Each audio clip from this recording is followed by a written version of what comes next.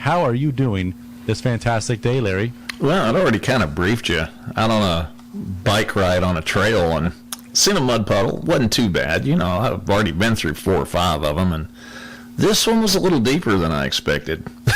Oh, yeah? Yeah. Up to the pedals, maybe? Up to the pedals? No, it was up to my neck. Oh, man. So I'm sure the rest of the bikers that I passed on the trail today, I'm sure they really kind of wondered what that was. It just passed them on 2 wheels, you know. A mud monster.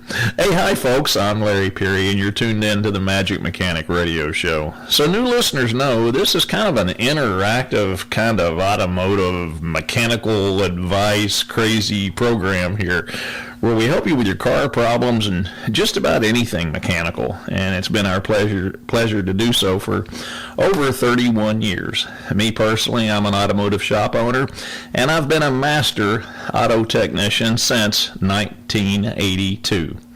To make the whole thing work, to make the program work, we need your calls. And remember, all your calls and car questions get indexed and placed on our new Magic Mechanic YouTube channel. So other folks searching for answers like yours, well, they might be able to get the same needed help and the same needed information. Think about it. Folks will be able to play back your car questions and hear my comments 100 years from now. They probably will have those cars like they had on the Jetsons by then, you reckon? Where they don't even touch the ground. They'll just hover and go wherever you need to. You have to stop by a convenience store on the moon. Well, that'll probably be possible. Meet Larry Perry. So, yeah, make sure you go ahead and hop on board, and we'll get your question answered. And like I said, we'll get it indexed, and it'll wind up on the YouTube channel as well. You can play it back anytime you want. Dash warning lights, poor fuel economy, oil consumption, maybe your AC's not working. Boy, I feel for you if it's not with the temperatures we've been having. Maybe you got a vibration at cruise speed, warranty questions, antique, classic car issues on any hybrid, electric, or diesel vehicle. Also remember, I do have a complete database of all listed recalls and technical service bulletins from 1980 to present. All you need to do is give us a call, 844-580-WDBO, and our producer Josh, you just give him the year, make, and model of your vehicle and a brief description of your problem, and we'll place you on a brief hold, and we'll take your call in the order that it was received.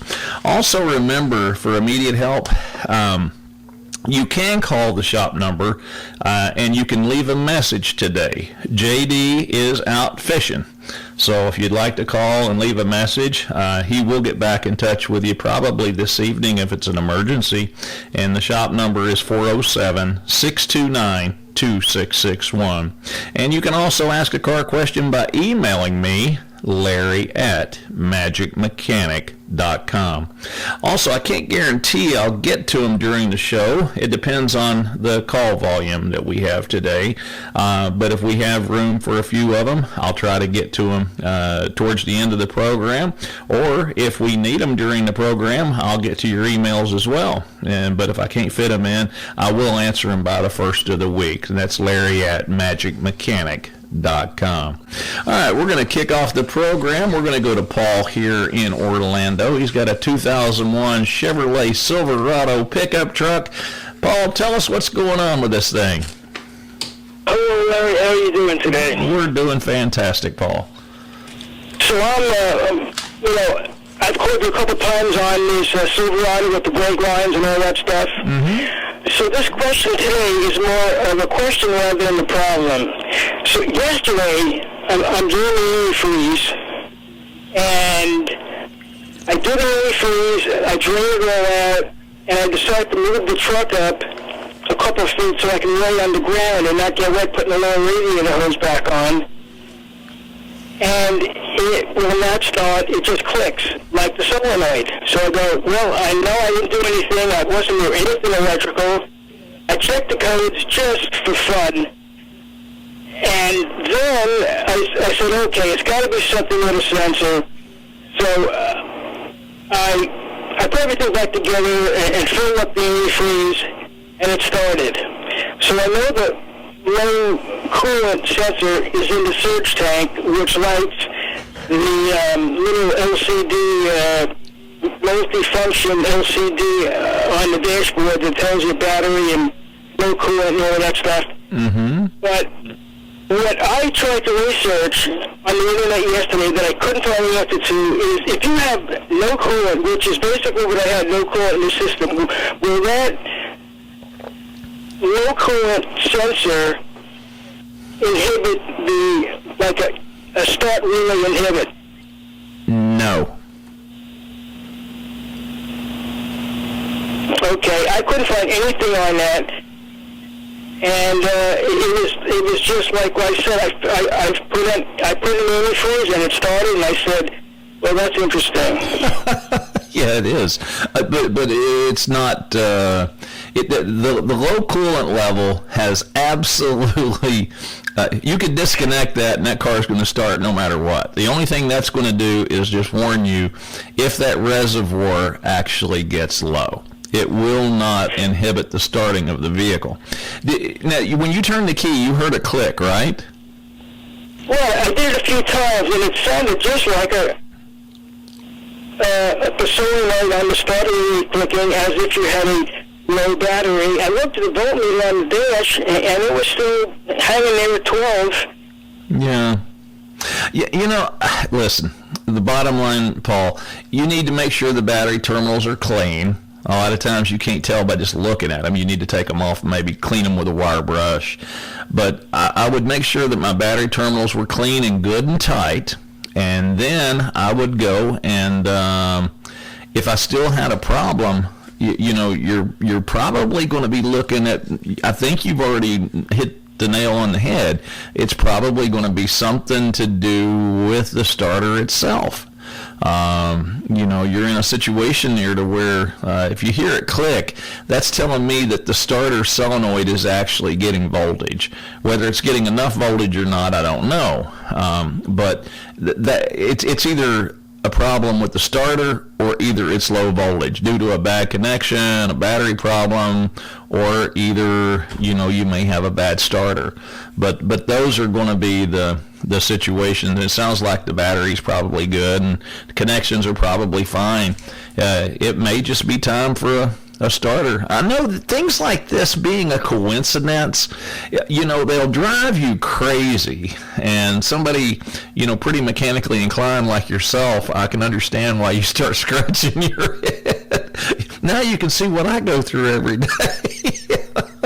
Can you imagine the phone calls we got to make to people? We tuned up your car, but now your left rear tire went flat, or your brake pedal's going to the floor, but it's a car, and it's got a lot of pieces and parts, and sometimes they get to the end of their shelf life, and, they can be annoying at times, but still better than a car payment.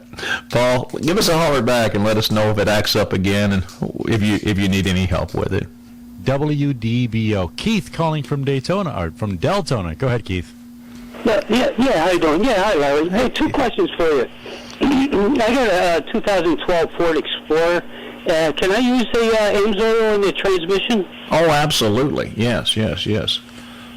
How many miles do you have on? How many miles do you have on that Explorer? It's about 90,000. Okay. Have you replaced the water pump yet? No. You need to. Today. Yeah, I know it. Are you fully aware of the consequences if that water pump goes bad? Not really, no. It fills your crankcase full of coolant. Oh. And you've done taking out the engine before you noticed that all of your coolant is now mixed with your engine oil. Yeah. It's an internal water pump, and if you don't get it replaced, you're going to wind up, well, let's put it like this. Used engine in that thing's probably going to run $6,500 that you're still going to have to do a water pump on. A completely remanufactured engine in that vehicle, you're going to be looking at about 10 grand. You see what I'm saying? This is one of those things, you do your research on this. and you make darn sure that you completely understand what you're dealing with here, because that water pump, any of them after 80,000 mile, you're fair game for it to just open up and fill the engine full of coolant, and it will ruin the engine. Google this problem. Educate yourself on it. You need to know how important this is. We are replacing so many of these motors, we can't even get them. I mean, literally, they're out of them. They're all on back order. We can't even get these engines. They're failing so often now because of the water pumps. But I've got to let you know that, so then you can make up your own mind what your plan of, or your course of action is, as they say. What's your question? But study up on it, Keith. If not, you're going to have a bad day. I guarantee you, you're going to have a bad day. All right. Yeah. So now you understand that one. I'll definitely look into that. All right. Give me your other problem. You didn't know you had the first one. The Ford pickup, the transmission, I noticed a couple of weeks ago, it started slipping a little bit, and then when I go in reverse and go put it in drive, it was real slow to go into drive from reverse. So I pulled the pan down, and now it's had AMSOIL transmission fluid in it for most of its life. So I dropped the pan, and it's extremely clean. I mean, nothing in the bottom of the pan at all. Other than the magnet having some gook stuck to it. That's normal. You know? But other than that, I don't. What do you think? You think it could be something electrical maybe in it, the solenoids or something else? So you got a slow engage in reverse, and if you put it. Go ahead. It goes right into reverse, no problem. Okay. But when you go from reverse to drive, it takes 3 or 4 seconds before it, and sometimes you have to rev the motor up a little bit and then let off, and then it'll go into drive. And then I notice sometimes it's slow to shift like into the overdrive gear when you're on the highway. Okay. Now when you... I mean, the fluid is extremely clean, red as anything. It don't smell burnt, nothing like that. Yeah. Now, when you accelerate from a dead stop, do you get slippage at that point? A little bit, yeah. Yeah, if I accelerate slow, it doesn't. But if I nail it pretty good, it does slip a little bit. Do you know which transmission do you have? Do you have an E4OD or a 4R70W? It is four-wheel drive. It wouldn't matter. There's two different possibilities. There's a 4R70W, and then, of course, there's the E4OD. There's two different transmissions that they used in that truck, and it could have used either one of them. I would be curious. There's servos. Where's the tag on it for the numbers, you know? What you need to do is look underneath the vehicle and look at the oil pan that's on the transmission, and then go and look at service kits online. And then you can tell by which service, your pan shape of what transmission you have. The E4OD is a huge pan. I mean, it's gigantic. I mean, it's a big pan. Actually, I'm under the truck looking at it now because I got it all jacked up. I don't see any numbers other than a 35 number on it. Yeah. That I can see.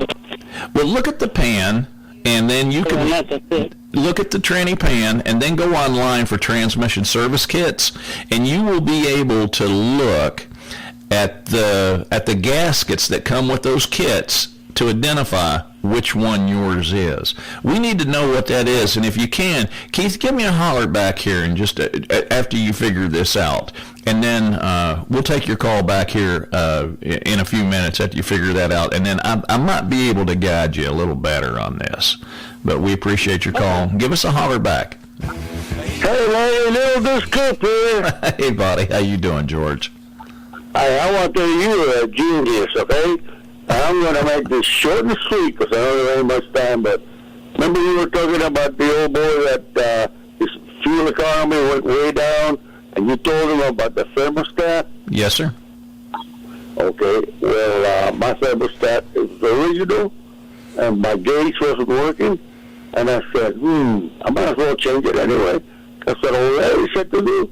Voila, took care of the problem. You got the gauge working? Got the gauge working and got my economy way up again. You know, on those Mercury Marquis and those Crown Victorias, if the thermostat is working correctly and that engine is running at the correct temperature, you know, I have seen them cars get over 30 miles to the gallon on the road. Wow. Over 30 miles to the gallon. And I am not kidding you. I said, you know, for a big full-size car like that with a big old V8 motor in it, isn't that amazing? I'm telling you, I love that car. Yeah, You know well, that. I've seen the car, folks. This is an '07 Mercury Grand Marquis. It's blue, and it looks like it rolled off the showroom floor. I mean, it looks brand new. George is very, very, very meticulous when it comes to his automobiles. Yeah. I remember that old blue Buick you had too. Yeah.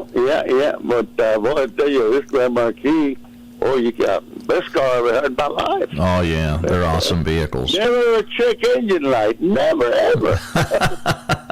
It's because you have it spoiled with AMSOIL and everything else. You know, you give it so much love, George, that your car just never betrays you.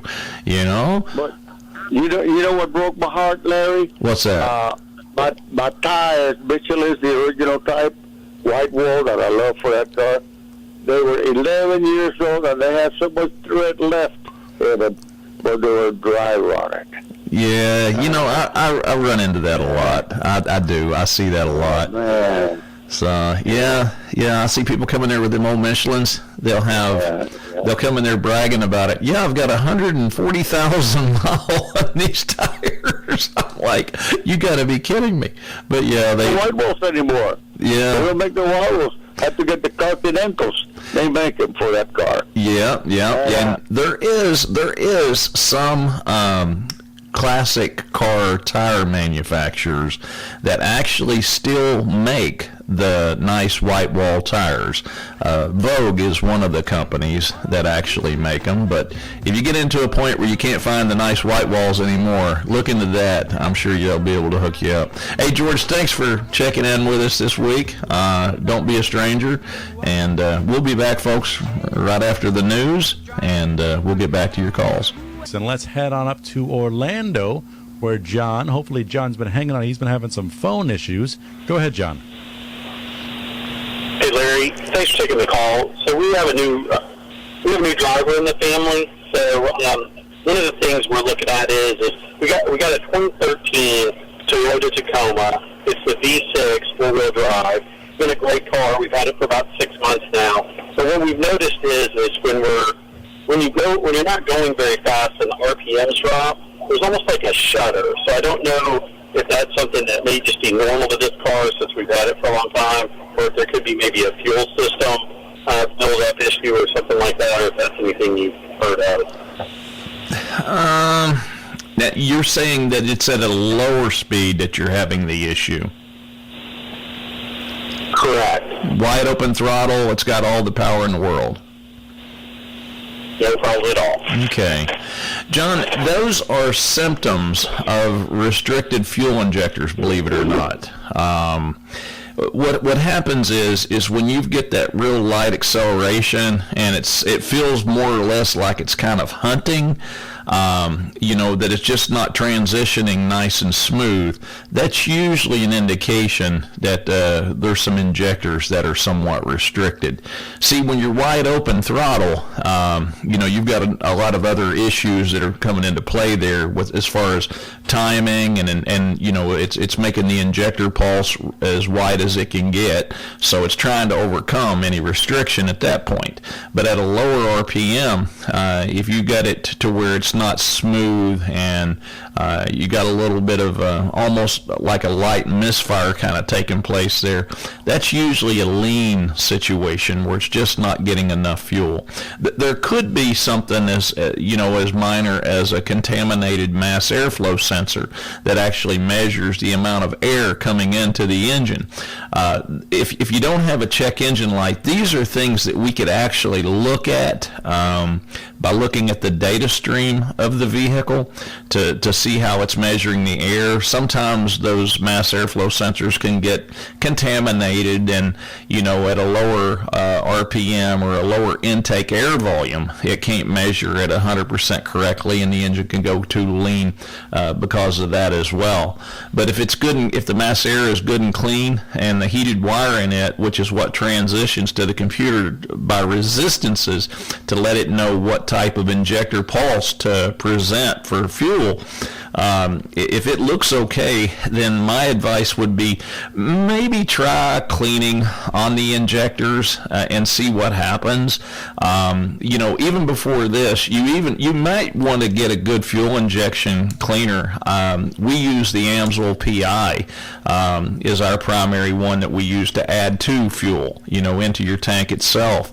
You may want to try something like that. Just see if it gets a little better or not. If it doesn't, then have them professionally pressure cleaned and see what happens.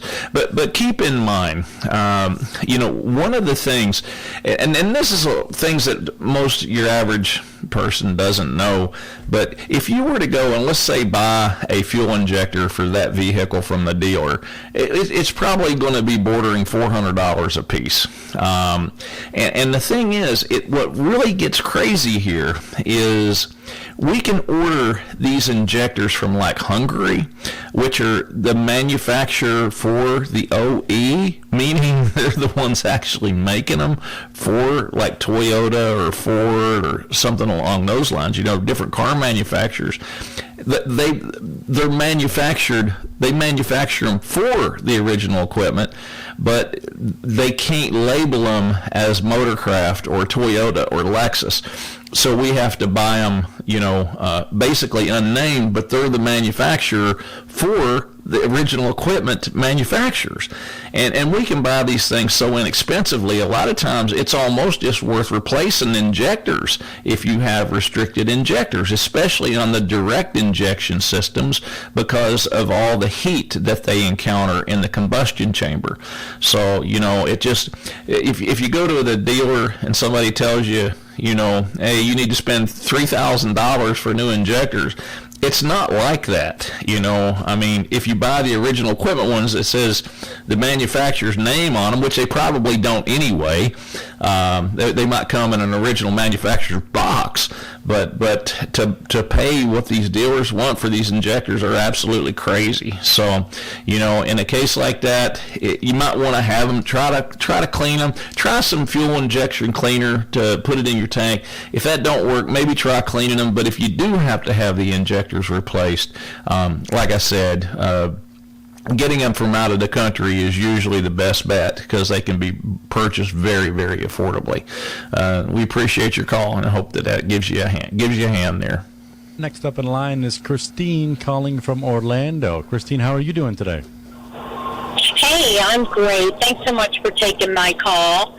I have about 166,000 miles on my Lincoln MKS. It's a 2010. And I'm just wondering, what I need to do to keep it running. It runs great, but I'm thinking, what about the belts? What about the transmission? Is there things I ought to be doing? Well, Christine, a lot of this is going to be based on what has been done to the vehicle in its past life. Were you the original owner of the car? It was a dealer. So I think it had about 15,000 miles on it when we got it. Okay. But I've kept up with the oil changes, and that's basically what I've done. Okay. Let me ask you this. Is this a vehicle that you all intend to keep for another 3 years or so? Yes. Okay, I'm going to have you educate yourself. Now, if the transmission has not been serviced in this car in 165,000 miles, it is way, way, way overdue. Okay. You know, and belts and hoses and that sort of thing, and some of the plastic cooling system parts all need to be evaluated to see if they need to be replaced. But you know, if it's never had a tune-up, I'm sure it's way, way, way overdue. Never had a tune-up. Oh wow! Listen, this car's been good to you under the circumstances. It has. I'm gonna tell you the big thing. This is the big thing, and we had a caller earlier with a similar vehicle that was manufactured by Ford, and they didn't know about this issue either. But Christine, you and your family or whatever, you need to go online and you need to Google search like 2010 Lincoln MKS engine failure / water pump. It's very important that you do this to understand not only the importance, but just you're in with the miles that's on this vehicle. I'm surprised it's still going. If you've never had the water pump replaced, they rarely last that long. Now, the water pump on these vehicles is internal. It's behind the front timing cover. And what winds up happening is it can leak coolant right into your engine oil without you ever knowing it. It'll fill your engine oil becomes completely diluted with coolant. And you won't know you've got a problem until the engine overheats. Then by that time, the coolant and the oil has ruined your engine, and you'd have to replace the motor. But I really want you to go online on the internet and research this problem. They've been many a class action suits here in the U.S. for some reason or other. Some judge dismissed it, said it wasn't a manufacturing defect. To me, it was just a stupid way of Ford putting a water pump on an engine. But, you know, it is internal. People don't know when it fails, and they lose engines on account of it. And to put a new motor in that vehicle, like I told one of our previous callers, a used engine installed in that car is probably $6,500. New remanufactured motor is probably over $10,000. And being a 2010 model car, that's a huge investment to make into an older car that's got 165,000 miles on it. So this is one of those cases where you really need, if you're going to keep it, you got to do the water pump. There's not even a question mark. It has to be done. And unfortunately, it's a pretty good sized job to do it. And considering the miles that's on this one, I'd probably want to go ahead and do timing chains and the water pump at the same time. And then, of course, it will need tune-up and, you know, some cooling system work, and by all means, service the transmission with a good synthetic fluid like AMSOIL. But, you know, Christine, what I'm sitting here babbling off is going to run into some money. But, you know, the bottom line is, if you can make an investment like that into this car, keep the dependability factor of it up without having to replace a motor or transmission, and you get a few more good years out of it without, you know, being burdened with car payments, you really, like I said, you really need to make a commitment, number one, and number two, educate yourself. You know, I'm some guy on the radio that does know quite a bit about cars, but you need to research this on your own and understand the importance of it. There's an old cliche, it's called borrowed time. That car is on borrowed time. You get a hold of us and let us know, and if we can help you with it, we definitely will, and we appreciate your call. You guys are way far away from me. I'm in East Orlando, almost to Cocoa. So do I take it to a dealer? Christine, you wouldn't be able to afford to do that with that car at a dealership. It would be so expensive that it would be, listen, hon, we have vehicles towed to us and brought to us from Tampa and Lakeland, Sebring, Merritt Island. We literally have Melbourne. We have cars at our place from all over the place. Your best bet would be to call JD up at the shop, have him reserve you one of our $8.99 a day rental vehicles, hop in one of those and drive it until yours is ready to go. And that's the best bet. To pay what a dealer service department is going to charge would be ridiculous. And number two, see, most dealer service departments don't really want to get involved with a vehicle if it's over 10 years old, because there's really no parts for them through the dealership. But there is in the aftermarket. You see what I'm saying? So that's where an independent shop like Magic Mechanic comes in and can keep a vehicle going, well, for just about as long as you want it to. We appreciate your call. How you doing today, Jose? I'm good. I'm good. Thank you very much. Thank you. Go ahead with your question, Jose. Okay. I have a 1997 Dodge Ram 1500 pickup truck, and it's got 232,000 miles on it, but it runs like a like a Swiss watch.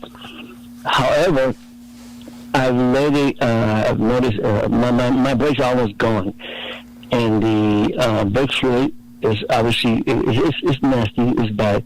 But I have a hissing sound, a real hissing sound in the cabin.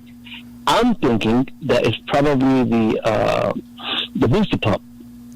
So does that make sense to you? Yeah, well, Jose, what you've got going on, if you hear a hissing, that means that the brake booster itself has got a tear. See, there's a rubber diaphragm inside that booster that your master cylinder bolts to, and when that diaphragm gets a hole in it, from, in your case, being a 97, it's probably dry rotted, and the rubber has actually got a hole in it, and when you hit the brakes, what you're hearing is the engine vacuum that's leaking out of it, and that'll make you have a really lousy brake pedal. Now, your best bet in a case like this, over time, the master cylinder, your brake master cylinder, will leak a little bit of brake fluid down into that booster, and that brake fluid getting on that rubber diaphragm, that can cause it to fail and go bad as well. So I always tell folks, listen, if that master cylinder is as old as the booster, you need to replace both of them. Go ahead and replace the booster and put a new master cylinder on it. Then bleed the brakes out real good, and then you'll be back in business with a full brake pedal, and it'll stop like it's supposed to. But anytime you hear that hissing noise when you hit your brake pedal, that means that brake booster has failed, and you need to get that remedied as soon as possible. And I actually do not recommend driving a vehicle with a defective brake booster like that. It can get to the point where something can, it can become so hard that you actually can't depress the brakes. So be very, very careful with it if you drive it at all, because that's almost like not driving with brakes, period. And when you put the new master cylinder on there, I also suggest going around and bleeding all four wheels. You've probably got some old brake fluid laying in those lines, that needs to be flushed out of there.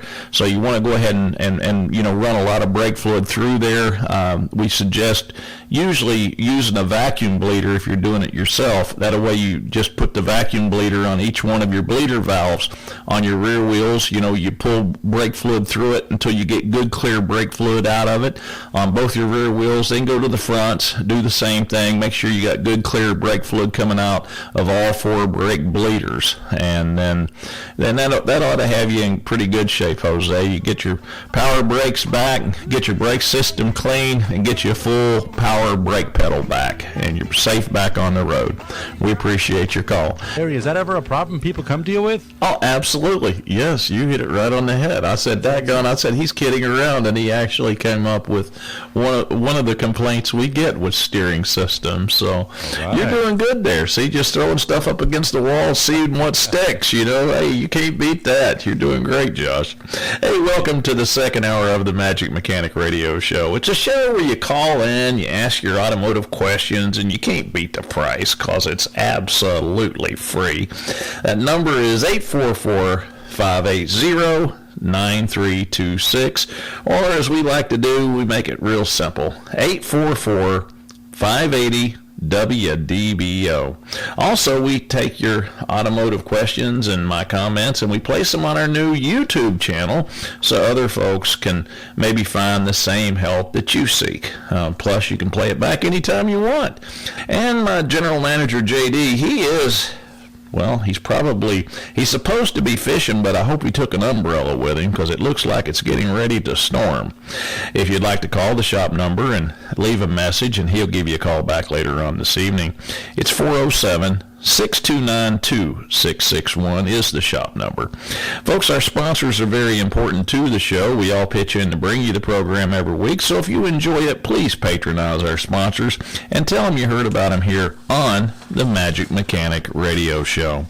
Orlando Auto Upholstery. If you need interior work, whether it be leather repaired, a seat, carpet, maybe you got a headliner or sun visor that's coming apart, any of those type of upholstery repairs, whether it be on a car, truck, van, SUV, fleet vehicle, commercial bus, any of those types of things, get a hold of Orlando Auto Upholstery. You can visit them at orlandoautoupholstery.com and get all the information you'd ever want from them. And their number's 407-898-2351. Of course, our oldest sponsor on the Magic Mechanic Show, that is AMSOIL Synthetic Lubricants for your car, truck, van, SUV, boat, motorcycle, tractor, bulldozer, lawn equipment, you name it. AMSOIL makes a lubricant for it. And they also warranty your engine against lubrication failure as long as you use their AMSOIL. Think about that. That's like getting a free extended warranty on your engine at no cost except for changing your oil. You can't beat it. To find out more, go to amsoil.com. And Jasper Engines and Transmissions. If you need an engine or a transmission, maybe you wanted to repower and keep the family car, repower a fleet vehicle that's already lettered up for your business, and you're looking at a 10-year-old vehicle,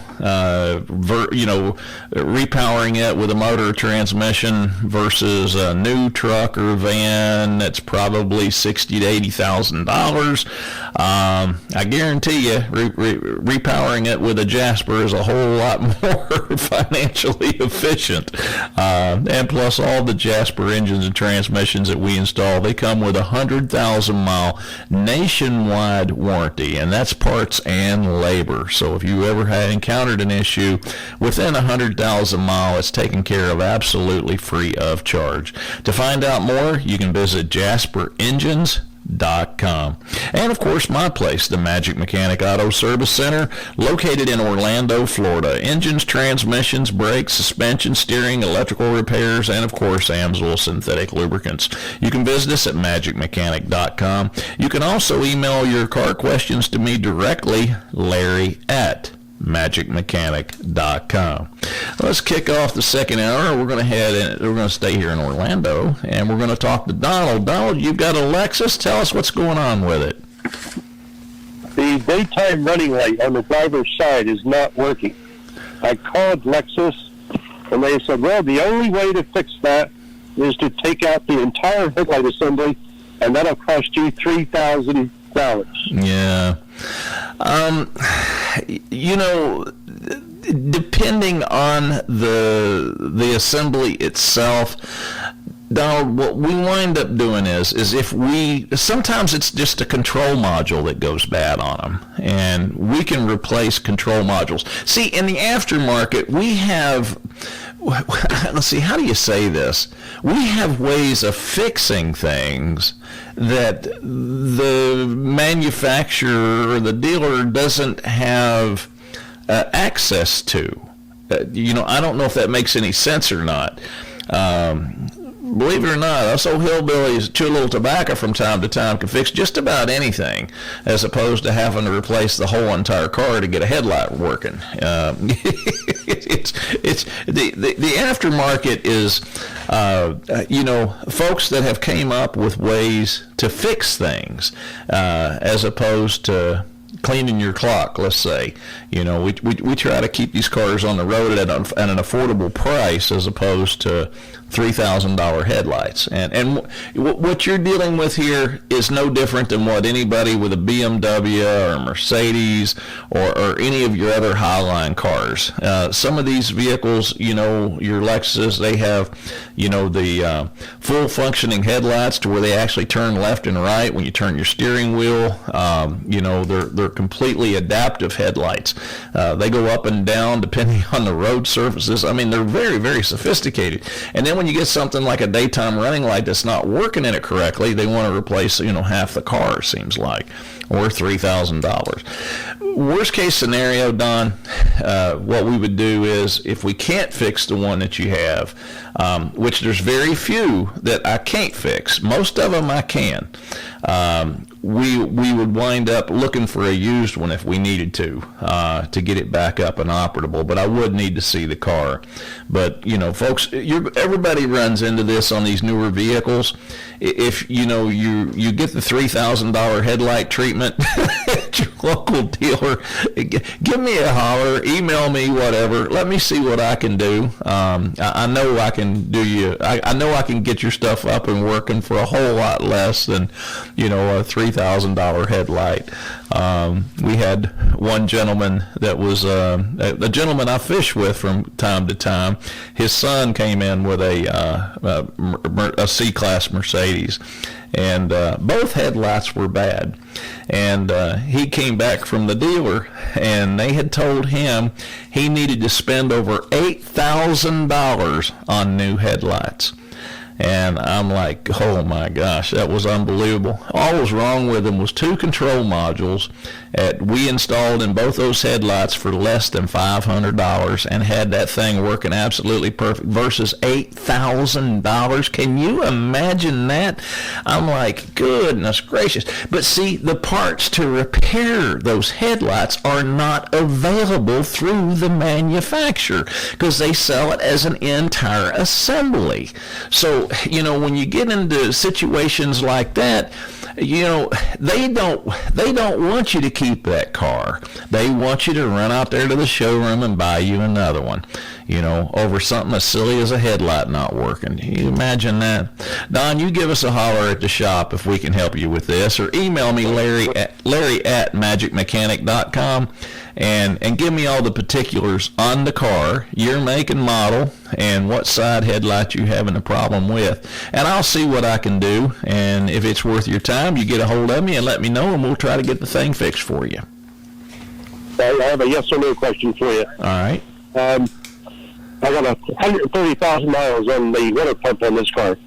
As a preventive maintenance item, should that be replaced now? What series Lexus is this, Don? LS 460. LS 460. I know that car pretty good because I own one. Let me tell you what. I'll bet you the water pump isn't dripping, but if I was to hold a mirror under that water pump, the actual vent in the bottom of it, I will bet you there is red coolant fuzz literally growing out of it. It's probably, well, because of the age, it's due. It's due. It's probably due to have the water pump replaced. You know, it's not dripping or pouring yet, but it's probably got some early signs of seepage. Most of them do at about that age. And, you know, it'd be a good time to go ahead and look at the belts and hoses and that sort of thing as well. But those are fantastic cars. I mean, I don't know of any vehicle that outrides a LS 460. I mean, that's why the wife uses one in her real estate business, and she runs the wheels off of that thing.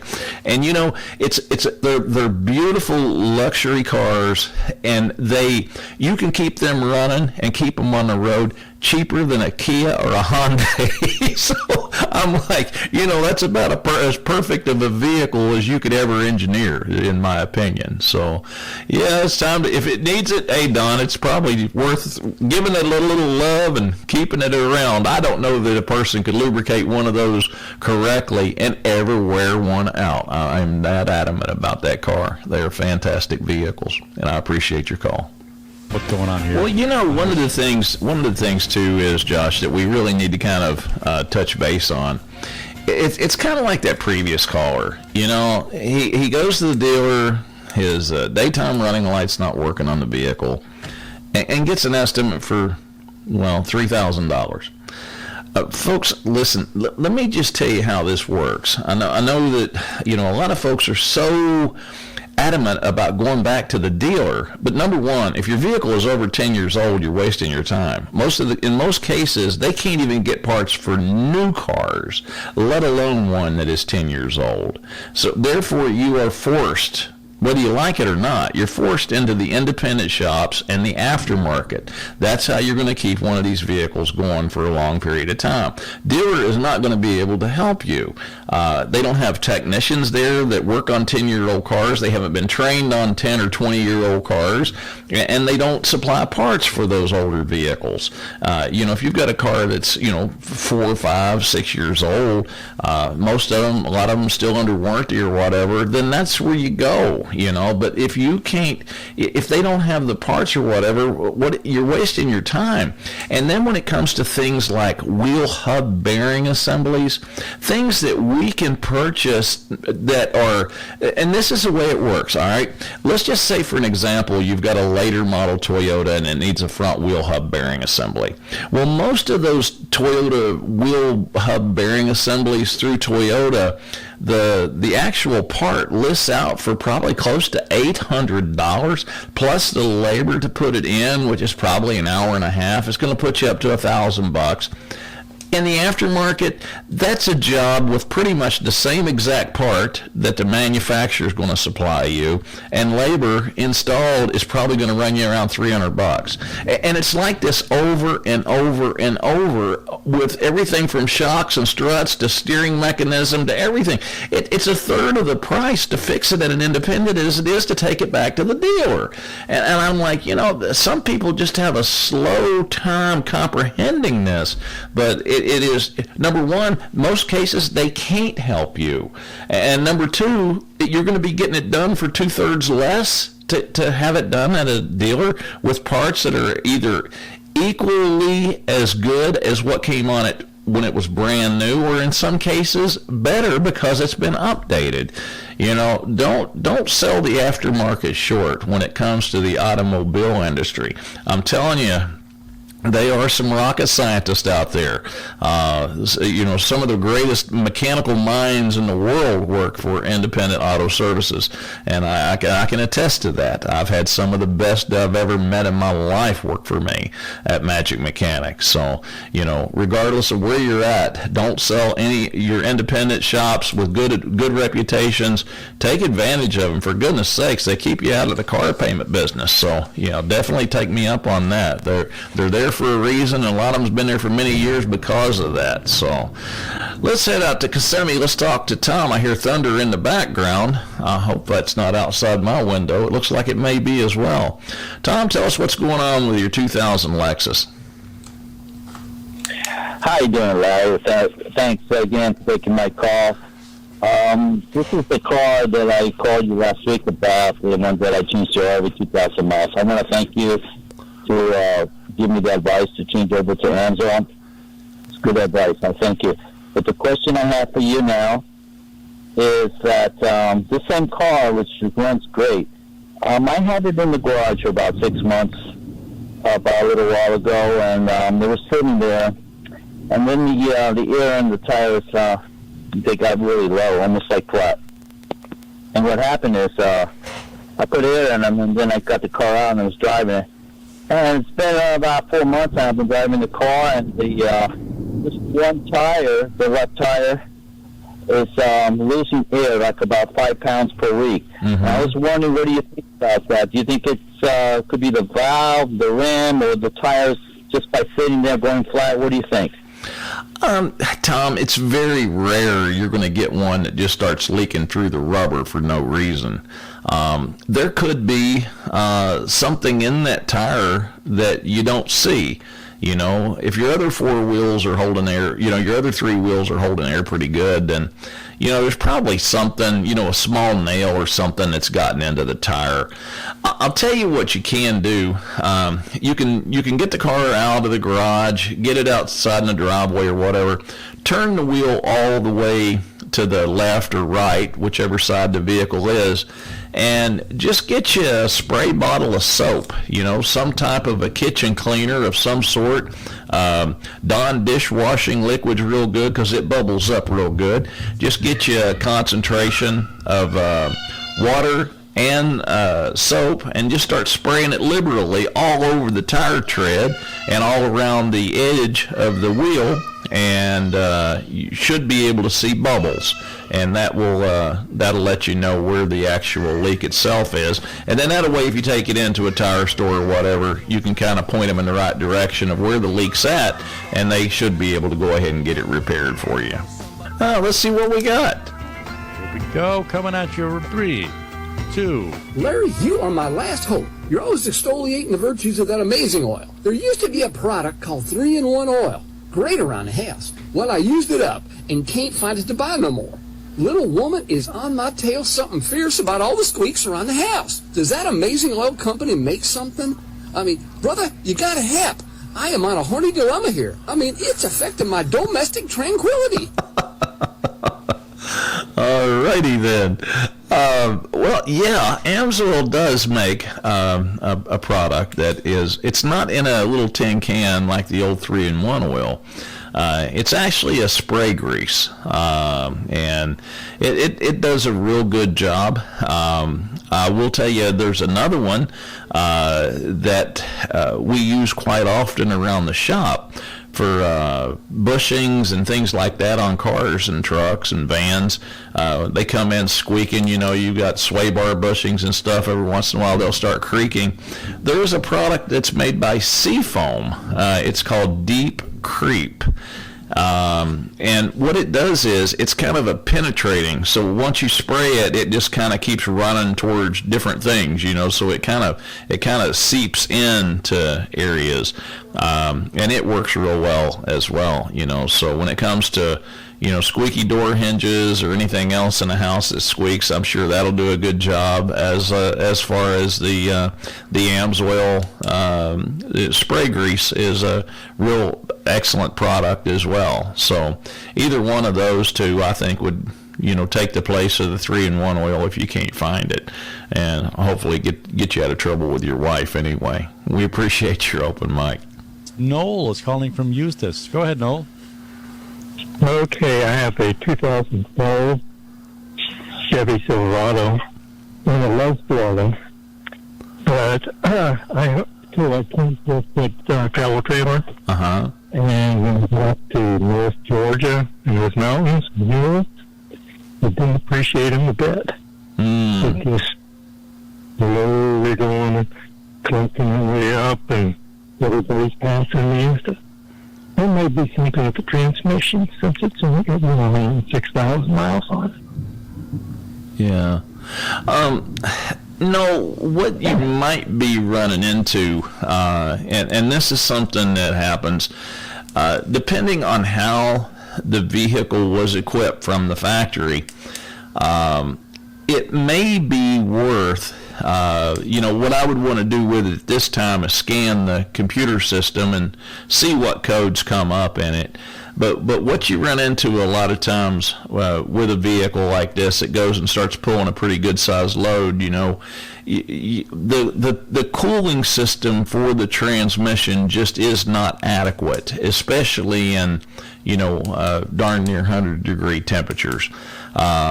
Anytime unless you've got a specially designed towing package for a pickup truck, I always recommend to get the biggest Hayden cooler that you can possibly fit in front of the AC condenser installed on any vehicle that's going to be subjected to, you know, towing a travel trailer of any sort. It's just a good idea to do so. You've got one that'll be running through the radiator, and sometimes they come with a factory little tiny cooler, but external. But you need a big one, something that can really collect a lot of air and keep that fluid temperature down. What will happen is when you go to towing, you get into situations to where the fluid will actually start boiling. You get the fluid much over 240, 250 degrees, that fluid will literally start boiling. And when it does, the air bubbles that the fluid contains is going to cause you all kinds of shifting issues. When you get aerated fluid going into clutch packs, for the pistons to engage, they're not firm, so clutch slippage will take place. The lubricant value of the transmission fluid becomes very, very nil. It's just there's not enough viscosity at those temperatures for it to actually lubricate bearings and bushings like it's supposed to. So you're dealing with a horrible one-way ticket there. But I would, if it was mine, I would measure the whole front of that vehicle where the AC condenser is and see just how big of a Hayden cooler I can actually put in there, and then go ahead and plumb the lines into it and probably drop the pan and put some synthetic in it, some Amsoil synthetic fluid in it. That'll also help bring transmission fluid temperatures down as well. But by doing the combination of the two, servicing it with Amsoil and putting a great big Hayden cooler on the front of that thing, I think those are the two best things you could possibly do to try to salvage your transmission, if it is salvageable. If you do have to replace the transmission, my suggestion would be to definitely go with a Jasper. See, Jasper does not exclude your warranty because you're towing, so they expect the transmission that they sell you to actually encounter that type of torment, believe it or not. But to protect it, you would still want to make sure that you've got an extra transmission cooler on there to help bring the temperatures of that fluid down, especially when you're towing. So you got a little homework to do there.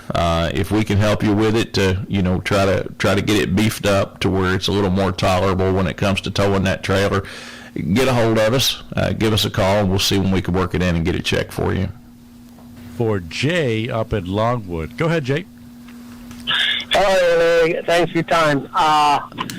That old van, real good van, had it for 30 years or so. It's 1-ton Chevy 79. Got a 30-gallon gas tank in it. Just went to the Keys, came back, and on the way back, my gas gauge went to just over empty. And I just, can you hear me right? Yeah, I hear you. Okay, so I just put gas in it about an hour and a half ago. First time I put gas, I dropped the gas tank, put a new spinning unit in it, thinking I was going to solve the problem. I filled up halfway through the tank, got out, looked, went back in, looked, I had just shy of a half tank, completed to fill the tank all the way up, topped it off, drove away, and it's only reading half a tank. I don't know what I could have done wrong, but it's a brand new spinning unit in the tank, and now I've got faced with what do I do about this. So there's only 2 wires involved. Yeah. You've got a ground wire and you've got a little... Where did you hook your ground to? Did you just screw it right into the body where the old one was, or?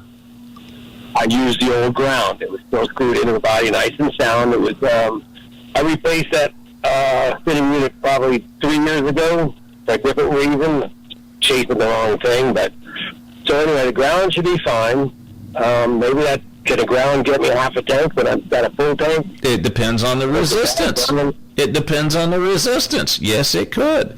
You could have a bad body ground. You could have a bad body ground on the van and cause that problem. I'll tell you what. Try this. This should kind of help us out a little bit. Get a jumper cable and use the ground side of the jumper cable. Go straight to your battery, to anything on the body. of the van itself and see if that changes anything. If it makes the gas gauge move, you need to add a body ground from the battery to the body itself. You know, you may have a good ground going from the battery to the motor, or it wouldn't start. You know what I'm saying? But if you don't have a good strong ground going to the actual body, that could give you a problem like that.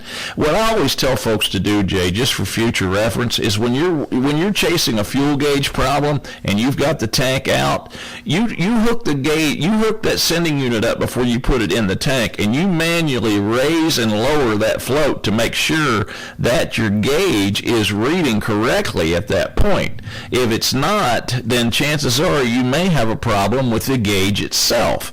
You know, so I always tell folks, you know, swing that float all the way up and then all the way back down, just to make sure that your gas gauge is reading full sweep, all the way from empty to full and then back to empty. That you know, cuts all the mystery out of it. If you've got a problem when you're sitting there working it up and down by hand, then you're going to have a problem once it's installed in the tank as well. So, but let's check the ground on that first, and then we'll go from there with it. If you need to, you holler back at us or you email me. I appreciate your call, Jay. So we have to keep it on the down low, the easy to understand. And I guess by my interpretation of these issues, then it probably comes across a little more layman than, you know, some engineer trying to spill out, you know, multiple thousandths of an inch. You know what I'm saying? So it's kind of where we're at with this. And we have been for over 31 years now.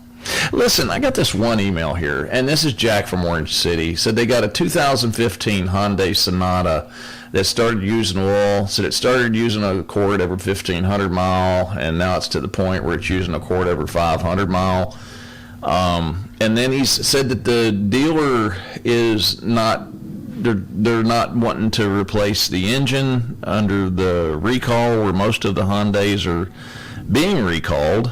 And I'm trying to look at some of these TSBs on there, and it says Hyundai is recalling all these, you know, hundreds of thousands of vehicles because of defective rod bearings. But it's really funny because the vehicles that they're recalling have the same engines in them. They're recalling the Sonata hybrids and the Volstars and a few of the other ones, but they use the same exact motor as Sonata.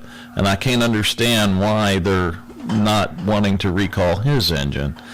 You know, it's one of these situations, folks, when you start getting into these Hyundais and the Sonatas that are using, you know, multiple quarts of oil, and you're having a hard time keeping oil in them. I would say it would probably be in your best interest to try to contact Hyundai of America and Kia of America individually, and not deal with your local dealer if they're denying you any warranty coverage on these, because most of these engine recalls are not from, they're actually being forced on them from the National Highway Traffic Safety Institute. So the manufacturer isn't going to be wanting to try to get out from underneath this, because they'll be in violation and get fined gazillions of dollars. So I don't think that that's the case. I just don't think that a lot of times the service writers, or, you know, at the local dealers are you know, they know enough about the issue or how this warranty works to even be giving you advice, or let alone denying any type of warranty. But it's just so rampant, you know. These are just really just horribly made motors. I mean, they use, you know, they were completely engineered incorrectly. And if you're getting good luck out of them and you've had them for a long time, you're just luckier you're using really good oil in them, like an AMSOIL. But, you know, I would tell you to contact the actual manufacturers, not your local dealer, if you've been denied warranty coverage on any of these oil-consuming engine come apart in your car, because we're talking, you know, we're talking thousands and thousands of dollars to replace these engines.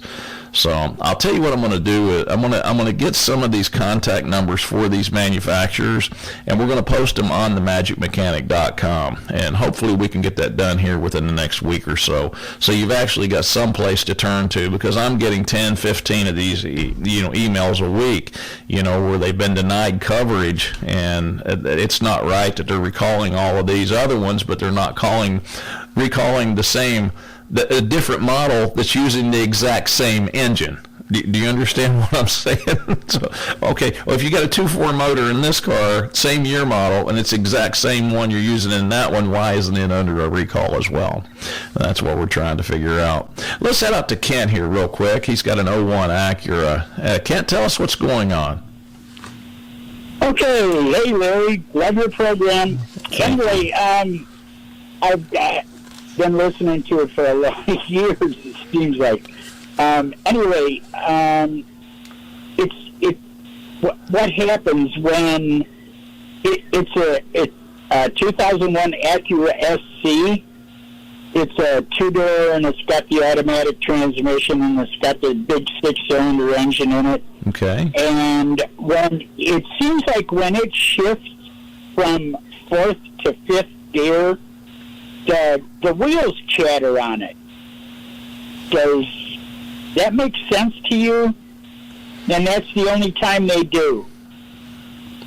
Kent, listen, I'll tell you what you may have going on here. I mean, there could be something loose in the front end, a drive axle problem, something along those lines.